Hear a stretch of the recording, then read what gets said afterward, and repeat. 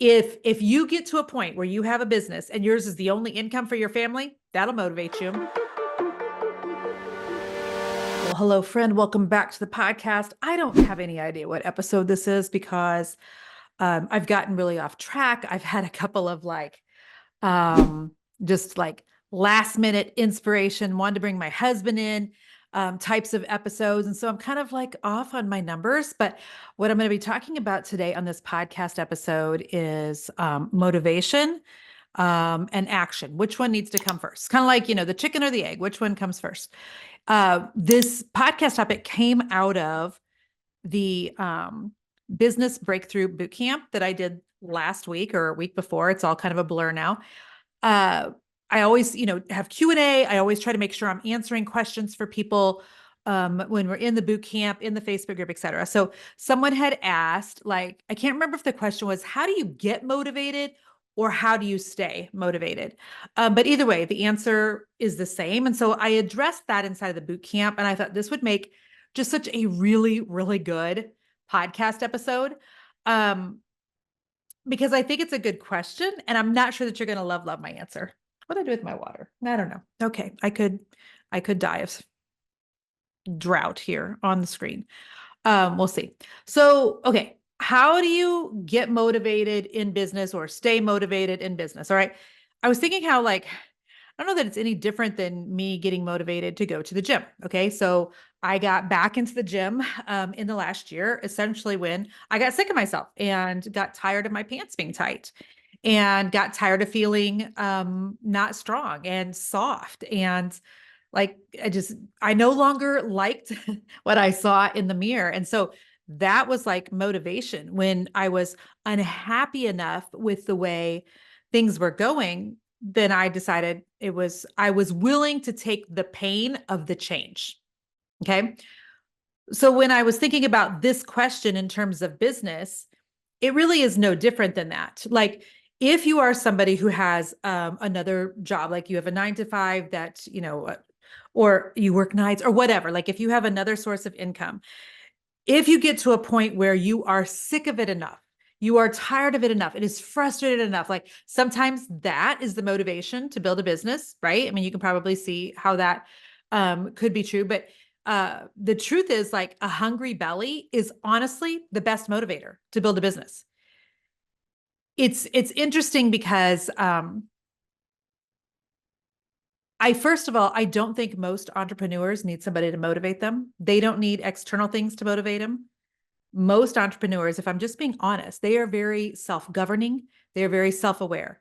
They are very convicted by, obedience to God or, something that they feel compelled, like they just literally have to do it. Like most entrepreneurs do not need anybody behind them going, hey, you best probably work on your business today. Hey, like they're self-motivating and they're already have factors in their world that give them motivation.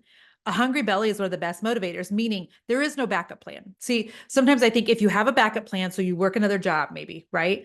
Then it's not like you have to start a business. It's not like if you have started a business, you have to grow it. It's not like if you've made a little money that you really need to start scaling it, right? So there's not, unless you have like a deep internal conviction or you feel like God is calling you to something, like there's really no motivator. So some of you either have perhaps a 9 to 5, like I said, where you're already making money. So there's no hungry belly there. Maybe you have a spouse that has a really, great paying job. And so you already have more than enough. So it's not like money is a motivator because you don't necessarily need that. Listen, if you get to a point where you have a business and yours is the only income for your family, that'll motivate you. That'll motivate you. That's a hungry belly right there. If you're like, I either have to figure out how to grow this business and how to make some sales, or I got to go back to a job I hate, that's a motivator. I think another motivator is knowing that God has called you to something. So I feel very convicted about the fact that this is what I'm supposed to be doing on the side of heaven in this season. Right now, God has called me to the mountain of business. God has called me to equip other women on how to make money, to help provide for their families. Like, it's not that I heard the audible voice of the Lord. Like, I just know in my knower. Sometimes you just know in your knower. Like how I knew that my husband was the guy I just knew in my knower, like he's it for me. Right? Sometimes you just know. And you might be thinking, well, I'm not sure if God has called me to it. But if you know in your knower, we're going to call that God calling you to it. Okay. And so when you know God has called you to something, then you also, I think, have a very usually deep-seated conviction about being obedient to that, about being obedient to like whatever God is calling you to grow, to build, or what needs to be done. Like I take that very seriously. So regardless of if I'm motivated to get up and coach the women in my mastermind or, do the boot camp that I just did, like it doesn't really matter if I'm motivated or not. I have a heart that is like positioned and I'm like, here I am, Lord, use me. And so regardless of if I feel motivated or not, see, because like feeling, we just can't trust our feelings, ladies. I'm going to talk about this even more, but I have a deep-seated conviction that this is what I'm supposed to be doing. Therefore, I don't need motivation. Does that make sense? Like some of you, you're looking for the wrong thing. You're searching for how do I stay motivated? Okay, maybe just what are you certain of in this season?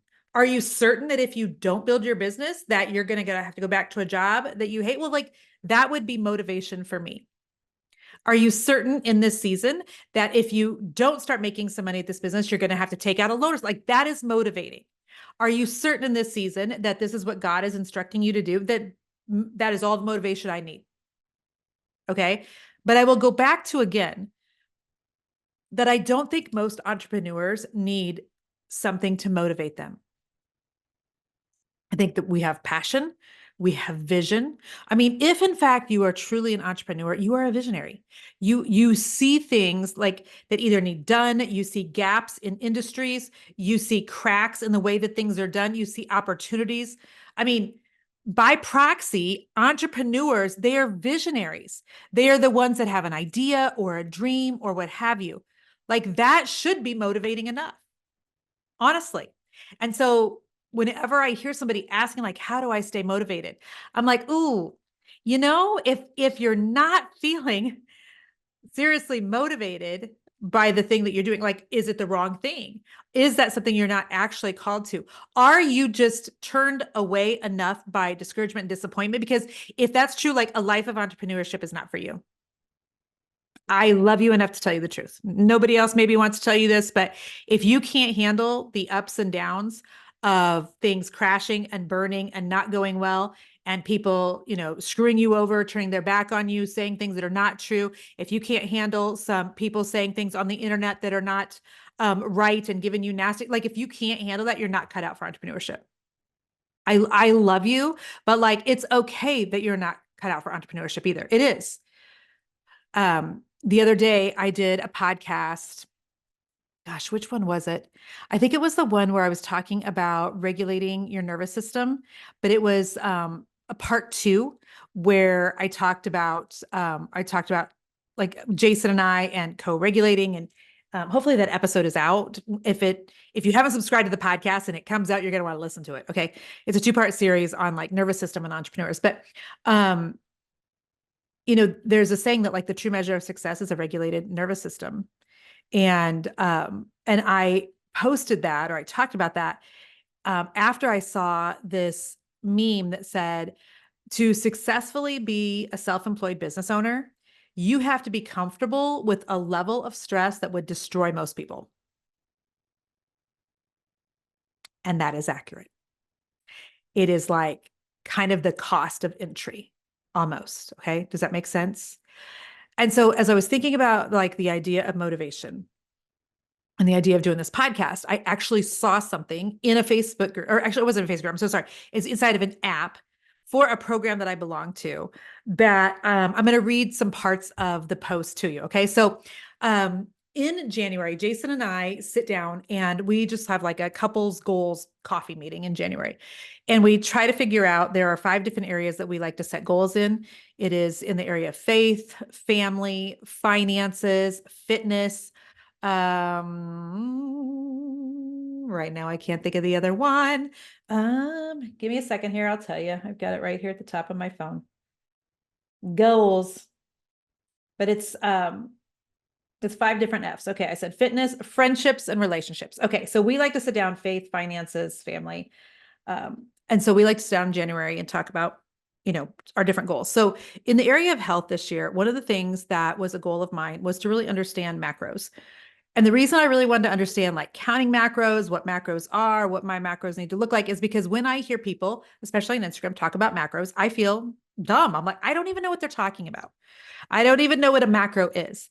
And I don't like not having knowledge in some areas. Like I don't like reading posts and then being like, I have no idea what they're talking about. Sometimes I can, but this idea of like macros I kept seeing it and I was irritated enough that I put it on my 2024 underneath like my fitness goals for this year. I just wanted to understand macros and so that I would be intelligent enough to hold a conversation about it, add to a conversation, understand what they're talking about, perhaps what my macros are, et cetera. So it would have been about 6 weeks ago, I joined a program online called The Faster Way, which helps you to count your macros, in particular, if you're looking for fat loss. Okay.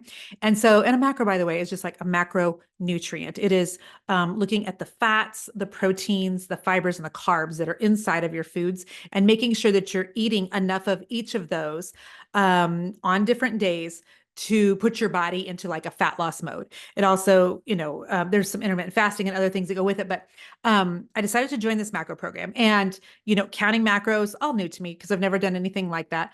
And it's a fabulous program. What I do love is that there is like a community aspect that's not inside of Facebook, but you have coaches inside of there who are helping you to count your macros, understand how to use the calculators. And so this coach, Kristen Van Zant, she had posted something the other day about the difference between action and motivation. And basically what she was saying is this, like most people think that what happens first is you have motivation, and then you end up taking some action, and then you're more motivated. And so it starts with motivation, and then that's what gets you to do things. And her post was basically like, no, like first what has to happen is you have to take action. And then that will make you feel motivated. And then you're going to feel even like more motivated. And I read that and I was like, this is what I've been trying to tell people. This is what I was trying to explain inside of the boot camp that I just did. Because people are waiting for it in the wrong order. Okay. So if you're not feeling motivated to take any action, it's because you already should have done an action. And that is what brings the motivation. Okay. It's like if you read my book, Fear's Not the Boss of You, people are waiting to feel confident and courageous before they step out and do something in the business. And I'm like, friend, that is all backwards.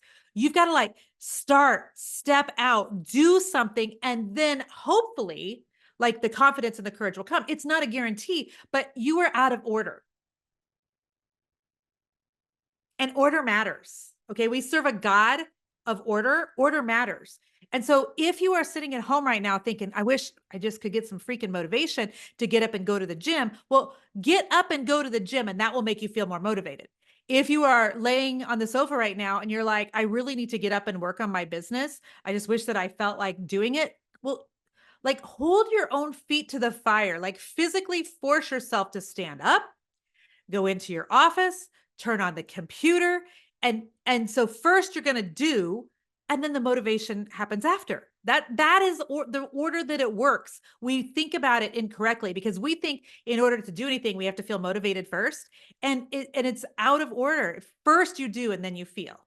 Okay. So like, let me read to you just a couple of lines out of this post that Kristen had put in the group, because she said, action is the precursor to motivation, not the other way around. And I was like, yes.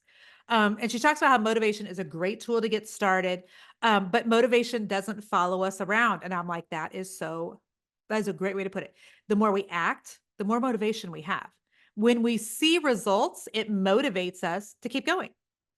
And when we feel better, then like that motivates us to keep going. So she's talking about, in the area of like working out and what you're eating and things like that. And then if somebody gives you a compliment, like that's motivating also, right? So like in terms of business, this would be like the more we get up and do in our business, the more motivation that we have. And then if we see some results in our business, we see a reach on our Facebook doing better. Like, let me give you an example. Right now, as we speak on Bougie on the Beach, the Instagram channel that we have for our Airbnb in Florida, it's called Bougie on the Beach. And for those of you who aren't sure, it's Bouj, as in Jennifer and Jason, EE. Boujee. Okay, so Bougie on the Beach. I have a post going viral right now. When I looked at it this afternoon, it has been up less than 48 hours and it's already hit over 2 million people. I've gotten 2,000 new followers in less than 48 hours. It is cray cray. Okay. It's got like 1,200 or something comments on it. It's about rip currents of all things. It's about like rip currents in Florida and how you can drown from them. All right. So, anyway, the fact that that reel has gone viral is so motivating to me. So, like, I was not motivated to post things on social media and hope that, at some point, things like kind of start taking off, et cetera, et cetera. No, what I actually do is I force myself to post on social media on a very regular basis, even if nothing ever goes viral. But what's happened is that has gone viral. And now I'm like motivated to continue posting. Does that make sense? And so it's the same in business as it is in terms of like working out, losing weight, et cetera. Okay. So in order to experience like, results and compliments and things, first you have to act. We have to consistently show up for ourselves. And then this is what I wanted to read to you from her post. Kristen says, think of it like starting a push lawnmower. Okay. Your pull cord is your action, which is like the discipline. All right. You must pull the cord to actually like start the motor. After that, however, the gasoline can be compared to motivation, the motivation of how good we're feeling. We have energy, we're getting better sleep, we have fat loss, and that's what keeps the engine running and feeling great. We have to rely on the pull cord, the action to get us going, not rely on the gasoline, which is the motivation to start us up. I mean, is that a great analogy or what? Your motivation requires the discipline of action to keep you plowing ahead. And then she says, like, it's such a great cycle when you consider how this will play out long term, both in your health, is what she's talking about, but I'm talking about in business. The whole like action leads to motivation, which leads to results. And then the results lead back to feeling motivated, which leads to more action, which leads to more results. And so she ended her post by saying, it's such an awesome truth that gives everyone hope because while you may not always feel motivated, you can always act. Okay. So I have told you guys this a million times, like we can't trust our feelings because if you trust your feelings, you will always head in directions that you do not want to go. When I get done with this podcast today, this will be the fourth podcast that I have recorded today. And I actually had 5 on the calendar. I had a guest speaker today, but she actually had to cancel. And praise God, because that was going to be a lot of podcast episodes. So when I get done today, I'm going to think to myself, man, you worked hard. You done good, Jen. I feel like some raw chocolate chip cookie dough. And let me just tell you something. I have figured out how to cut my chocolate chip cookie dough recipe into a fourth. You just don't add an egg, friends. Don't add an egg. Don't add the, what is it called? Baking powder or baking soda. And you might have to add just a little more water to the recipe since there's not an egg, but I can whip up in 5 minutes flat, a fourth of a thing of raw chocolate chip cookie dough. And I add a bunch of pecans or walnuts into it. And then I've got me a little protein and I can eat that to the glory of God. Listen, I don't want to do that. I'm counting macros, right? But my feelings will be, Jen, you worked hard today. You could reward yourself with some raw chocolate chip cookie dough. We can't trust our feelings. You cannot trust how you feel. And so you have to rely on taking action. And so let me read that last line. She said, you may not always feel motivated, but you can always act. Never give up due to a lack of motivation because motivation isn't reliable. Action is always reliable. Keep going. Oh my gosh, Kristen Von Zant, I think is how I pronounce her last name in the Faster Way program. That's amazing. I read that and I'm like, well, there you go. That is how I'm going to finish this episode about motivation. If you are lacking motivation, like get up and do something about it. Get up and do it because like once you begin to do some things, you see some results. It's like that whole thing. Remember when you had a baby and people told you like, you're thinking if I keep them up late, they'll sleep later. Well, you figured out quickly as a young parent is no, like sleep begets sleep, right? So if I can get them to nap a lot and then almost put them down to bed earlier, like more sleep almost produces more sleep, right? The same thing happens with motivation. It's like action produces motivation and motivation begets more motivation, just like sleep begets sleep. And so if you are struggling with motivation, I'm telling you, force yourself. You are a grown up. I love you, but you're a grown up. Get up and write that blog post. Get off of Pinterest and go post something on Instagram. I love you, but stop just looking at everybody else's life on Facebook and go post on your business page. hold your own feet to the fire. Force yourself to do something, which will then hopefully bring about some more motivation. Gosh, I hope that this was helpful today. Oh, if it was, do me a favor. If you're watching on YouTube, if you would leave me a comment, that would be great. If you are listening somewhere else, would you share this on Instagram? Maybe even send it to an entrepreneur or two of your friends. That would be great. And I did want to give you just a quick shout out to one person who did recently leave a review for my podcast. And hang on just a second here. Da, da, da, da, da. Hang on. Okay, I'm looking for a link to give you guys. I don't have it. But MSK Piano says, I am hooked on Jen's podcast. Powerful words in each episode. You must follow this show.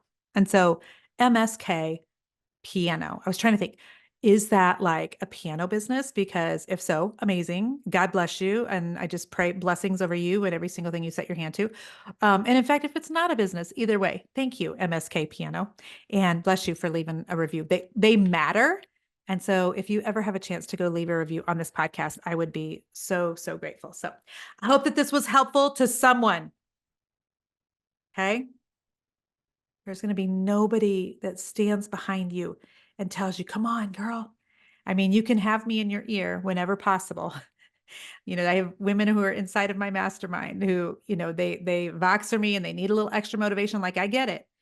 I get it. But by and large, you're going to get motivation through action, and you're going to have to force yourself to do the action, even when you don't feel like it. And I promise you, what is waiting on the other side for you is so freaking worth it. The freedom in your time, the freedom in your finances, it is worth it to force yourself to do the things that are out of your comfort zone that you really don't want to change your business, to change your life. All right, friends, much love to you. Talk soon next week. Bye-bye.